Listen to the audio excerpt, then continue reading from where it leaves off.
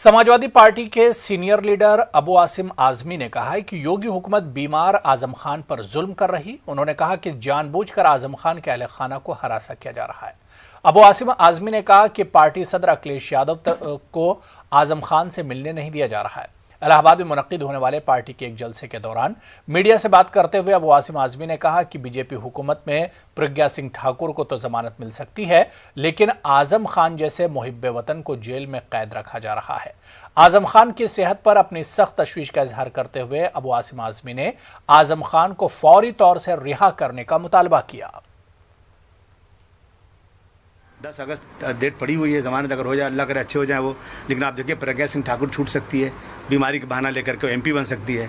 और आजम खान साहब की इतनी हालत ख़राब है, आप फोटो देखो तो आंसू, खून के आंसू रोते हैं हम लोग, लेकिन उनकी जमानत नहीं होती है। और यहाँ तक कि अखिलेश यादव जैसा आदमी भी अस्पताल में जाकर उनको देख नहीं सकता करीब से। ये इतना जुल्म जो करे सरकार, ऐसा दुनिया में कहीं होता है क्या? ऐसे मुकदमे बहुत लोगों पर होते हैं। प्रज्ञा सिंह ठाकुर आतंकवाद में है, आजम खान साहब आतंकवाद में नहीं बंद हैं, लेकिन उसके बाद जमानत नहीं हो रही है। हम जनता के बीच में जाएंगे, बताएंगे, और इसको इशू बना रही है कि हम लोग उनका ख्याल नहीं करते। अरे हमारे नेता हैं, आप बता दिए कि पूरे उत्तर प्रदेश में कि आजम खान साहब जहाँ खड़े हो जाते थे वहाँ नेताजी भी कुछ नहीं बोलते थे, वहाँ अखिलेश भी उनका बहुत एहतराम करते थे। आजम खान साहब हमारे लिए कैसे हम उनके साथ जुल्म कर सकते हैं? समाजवादी पार्टी जो है ना, समाजवादी पार्टी के साथ हम माइनॉरिटी के लोग हैं। माइनॉरिटी लोग जानते हैं कि हमें वोट बांटने से क्या नुकसान होगा। यही लोग वहाँ भी थे, बंगाल में भी थे। बंगाल में क्या हुआ? बंगाल से सबक सीखेंगे लोग।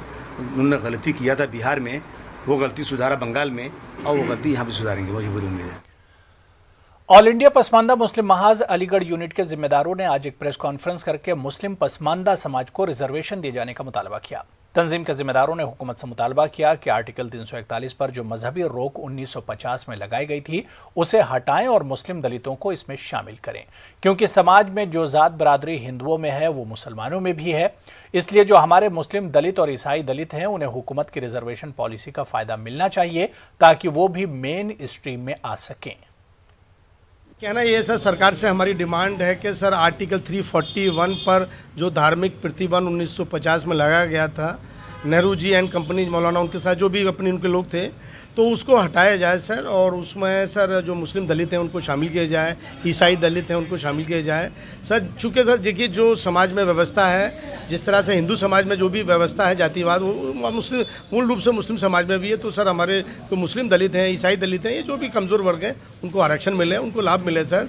मुख्य धारा है सर, चूँकि बड़े बड़े फैसले हमारे माननीय प्रधानमंत्री जी ने जो भी लिए हैं आपके सामने हैं, ट्रिपल तलाक, 370, नोटबंदी है, और जो ले सकते हैं उनमें ताकत है, सक्षम है, मजबूत है। तो एक ये भी फैसला ले लें सर, बहुत मैं समझता हूँ बहुत लोगों को दिल से दुआ देंगे उनको। ऑल इंडिया पसमानदा समाज की जो धारा 341 धार्मिक प्रतिबंध जो लगाया हुआ है उसको हटाया जाए, और सभी लोगों को सत्ता में हिस्सेदारी बराबरी की मिलनी चाहिए, और सभी लोगों को जो राजनीति और सब में हिस्सेदारी मिलनी चाहिए।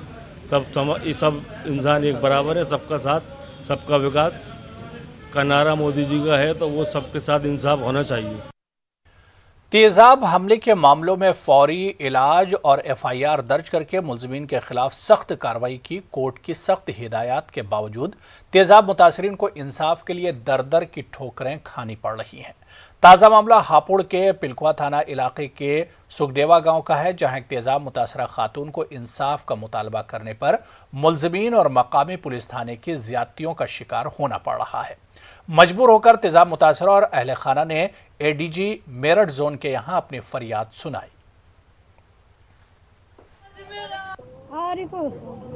उस्मान, नईम, फरमान, सदाकत, क्या बात होगी तुमसे? लड़ाई हो गई थी बच्चों में, भैया बड़े बड़ों में हो गई। फिर कुछ भी सुनाई न हो थाने में, तो गाली बके मारे, बयान बदल दो, तुम्हारे कमरे बनाएंगे, AC लगवाएंगे। हमने इनसे पूरी जानकारी ली तो इन्होंने मुझे बताया कि मेरे ऊपर तेजाब गिरा है, मतलब इनके मोहल्ले पड़ोस के ही हैं, और उनको पुलिस ने सिर्फ 2 रात रख के और तीसरी रात छोड़ दिया है। इनके ऊपर ही उल्टा आरोप लगा रहे हैं, इनके बच्चों के और इनके सबके नखून मखून भी उतारे, इनको बहुत गलत गाली भी दी है। इंस्पेक्टर साहब ने गाली दी है इनको।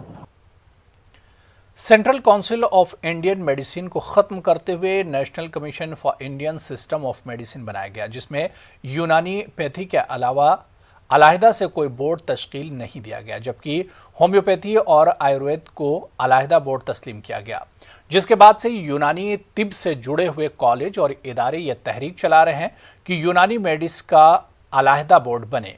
इस मुहिम में अब बड़ी कामयाबी मिली है। Member parliament doctor S T Hasan ने 20 अरकान पार्लियामेंट के दस्तखत के साथ ये मुतालबा पार्लियामेंट के स्पीकर ओम बिरला से किया है। इस मौके पर इनके साथ रुकने पार्लियामेंट फजलुर रहमान और कुंवर दानिश अली भी मौजूद रहे। इस तहरीक के रूह रवां के तौर पर काम कर रहे अलीगढ़ मुस्लिम यूनिवर्सिटी के अजमल खान तिब्बिया कॉलेज के असातिज़ा ने इत्मीनान का इजहार करते हुए कहा है कि जो मुहिम शुरू हुई है इसमें मुसलसल कामयाबी मिल रही है। यहाँ से असल में हमने एक डेलीगेशन भेजा था 29 जुलाई को, जिसमें प्रोफेसर शगुफ्ता अलीम, डॉक्टर मोहम्मद मोहसिन और डॉक्टर अम्मार इब्न अनवर थे। ये तीनों को यहाँ से डिप्यूट किया गया था। इन्होंने जाकर पार्लियामेंट्रियन से मुलाकात की और उनको मेमोरेंडम पेश किए, उनको बताया कि किस तरह national commission for Indian system of medicine में यूनानी का एक सेपरेट बोर्ड होना चाहिए। जिस तरह आयुर्वेदा और होम्योपैथी का एक सेपरेट बोर्ड है, इस तरह यूनानी मेडिसिन का भी एक सेपरेट बोर्ड होना चाहिए। इनकी बात का असर ये हुआ है कि इस वक्त 20 MPs ने लोकसभा स्पीकर श्री ओम बिरला साहब के पास मेमोरेंडम पेश किए हैं, जिसमें हम मुरादाबाद और सहारनपुर और अमरोहा के MPs का खुसूसन शुक्रिया अदा करते हैं, और ख़ास तौर से डॉक्टर एसटी हसन साहब का, जिन्होंने इस सिलसिले में बहुत उम्दगी से काम किया और उन्होंने तमाम अपने साथियों के और अक्रॉस द पार्टी उन्होंने तमाम MPs को से मुलाकात की और उनको बताया कि इस तरह का ये सिस्टम यूनानी सिस्टम के साथ ये थोड़ी सी नाइंसाफ़ी हुई है, और अब उम्मीद हमें यह है कि ये जो तहरीक है ये ज़ोर पकड़ रही है और इसमें 20 MPs के अलावा और भी MPs अलग अलग पार्टीज़ के शामिल हो रहे हैं, और प्राइम मिनिस्टर साहब से मुलाकात की जाएगी और उनके सामने ये मेमोरेंडम पेश किया जाएगा। जैसा कि सभी को पता है कि ये तहरीक जो है कई 1-1.5 महीने से प्रोसेस में है, और अल्लाह का शुक्र है कि इसमें हमें हर कदम पे कामयाबी मिल रही है। और सबसे बड़ी हमारी कामयाबी ये है कि जो हमारे मेमोरेंडम था, जो कागज़ हमने आगे बढ़ाया था, उस पर 20 मेंबर्स ऑफ पार्लियामेंट्स ने साइन किया, और ये हमारे लिए सबसे बड़ा अचीवमेंट है। और इस पेपर को जनाब एसटी हसन साहब जो हैं अपने दीगर मेंबरान पार्लियामेंट के साथ जो है आज लोकसभा स्पीकर, आयुष मिनिस्ट्री और प्राइम मिनिस्टर के सामने हमारा ये पेपर जो है मूव हो गया है।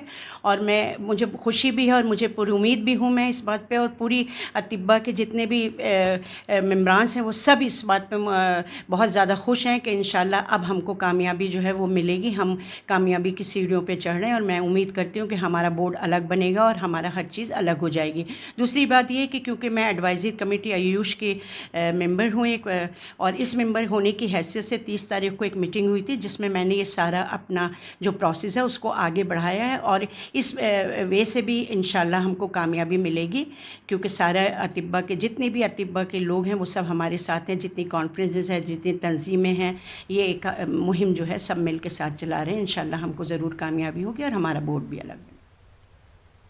अलीगढ़ के अंदर बन रहे मिनी एयरपोर्ट का नाम उत्तर प्रदेश के साबिक वज़ीर आला कल्याण सिंह के नाम पर रखने का मुतालबा किया गया है।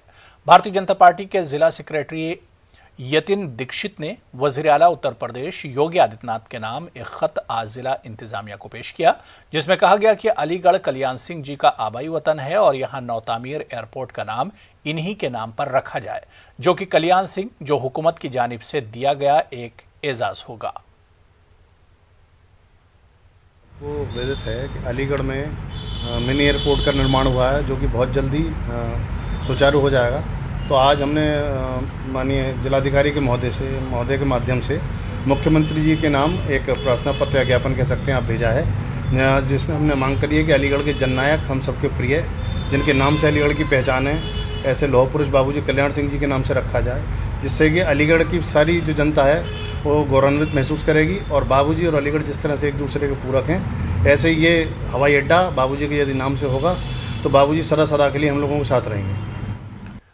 डीजल, पेट्रोल, खाने के तेल और दीगर अशिया ज़रूरिया की कीमतों में मुसलसल हो रहे इजाफे को लेकर समाजी तंजीमों के साथ समाजवादी और आरएलडी के बाद अब शिवसेना ने भी हुकूमत के खिलाफ मोर्चा खोल दिया है। डीजल, पेट्रोल और गैस की कीमतों में बेतहाशा इजाफे के बाद से बढ़ती महंगाई को लेकर शिवसेना ने कलेक्ट्रेट तक पैदल एहतजाजी मार्च किया और महंगाई को काबू करने के लिए बढ़ी हुई कीमतों को कम करने का मुतालबा किया। शिवसेना की मेरठ इकाई महंगाई के विरोध में सड़कों पर उतरी है। आप देख रहे हैं किस तरह से महंगाई अपनी चरम सीमा पर है और आज महंगाई के विरोध में चूंकि पेट्रोलियम पदार्थों की कीमतें बढ़ी हैं और पेट्रोलियम पदार्थों की कीमतों का और रसोई गैस की कीमतों का असर सीधा सीधा महिलाओं की रसोई में पड़ता है और स्थिति ये आ गई है कि राशन भी महंगा हो गया है और गृहिणियों के बर्तन खाली हो गए हैं। आज हमने खाली बर्तन बजाकर सरकार को और शासन को जगाने आए हैं इनको बजाने के लिए और उन्हें संकेत दे रहे हैं कि जल्दी से जल्दी महंगाई को कम किया जाए। अगर महंगाई कम नहीं होती है तो ऐसी महंगी सरकार को तुरंत बर्खास्त राष्ट्रपति जी करें। ये ज्ञापन देने हम डीएम कार्यालय पर जा रहे हैं और राष्ट्रपति से मांग की है कि शीघ्र अगर महंगाई कम नहीं होती, पेट्रोलियम पदार्थों की कीमतें कम नहीं होती और सब गैस की सब्सिडी पुनः चालू नहीं होती तो इस सरकार को तुरंत बर्खास्त करें और राष्ट्रपति शासन देश में लगाकर महंगाई को तुरंत कंट्रोल करने का काम राष्ट्रपति। गाजियाबाद में इन दिनों जराइम पेशों और पुलिस के दरमियान इनकाउंटर मुसलसल जारी है। पुलिस जराइम पेशों को पकड़ने के लिए मुहिम चलाई जा रही। गाजियाबाद के इंद्रापुरम इलाके में बदमाशों और पुलिस के दरमियान इनकाउंटर हुआ। पुलिस के मुताबिक साहिबाबाद पुलिस मोहनगर में पर चेकिंग के दौरान पुलिस ने बाइक पर सवार 2 नौजवानों को रोकने का इशारा किया, लेकिन पुलिस को देखकर वो फरार होने लगे। तभी पुलिस ने इनका पीछा किया, जिसके बाद पुलिस और बदमाशों के दरमियान फायरिंग का तबादला हुआ। पुलिस की गोली बदमाश के पांव में लगी। घनी झाड़ियों का फायदा उठाकर दूसरा बदमाश फरार होने में कामयाब हो गया।